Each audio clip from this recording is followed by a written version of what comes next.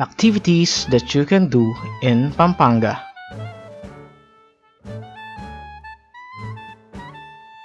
Skateboarding.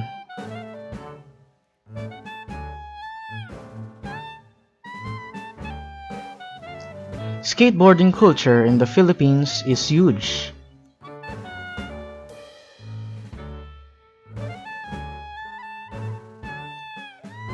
We hear about it a lot, yet it remains mostly invisible, only as apparitions at night, kickflipping in parking spaces.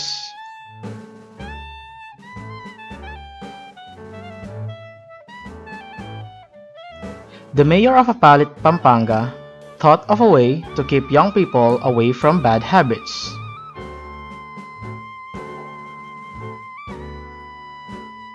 He built the first ever skate park in Pampanga.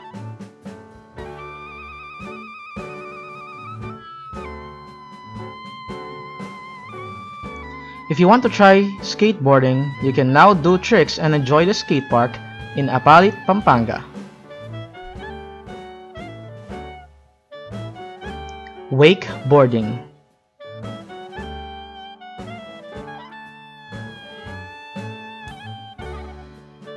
Wakeboarding is a water sport in which the rider, standing on a wakeboard, is towed by a cable across its wake and especially up off the crest in order to perform aerial maneuvers.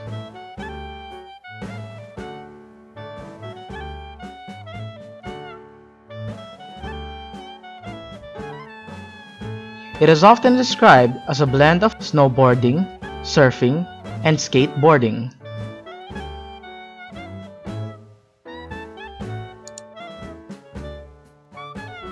A hallmark of wakeboarding is the attempted performance of mid-air tricks.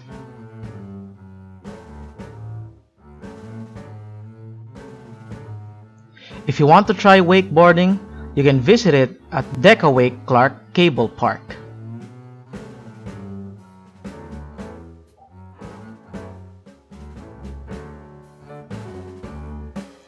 If you've tried the activities on land and water, how about trying one in the air?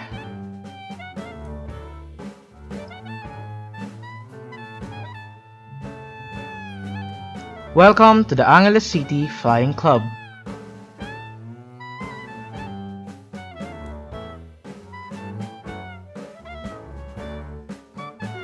The ACFC is a non-profit flying club.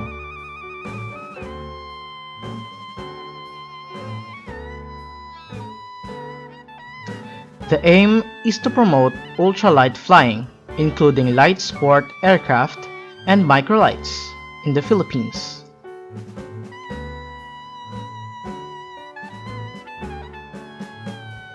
In the flying club, you can take the controls on the aircraft or you can just enjoy the view.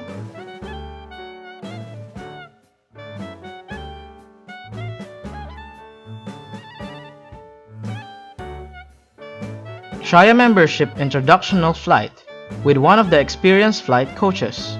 You can experience ultralight flying at its best before making the eventual decision to become a full member and take up ultralight flying.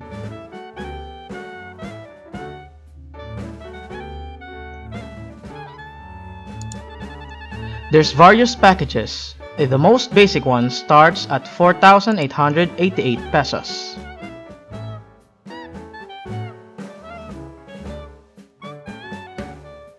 Which of those do you think you'll visit?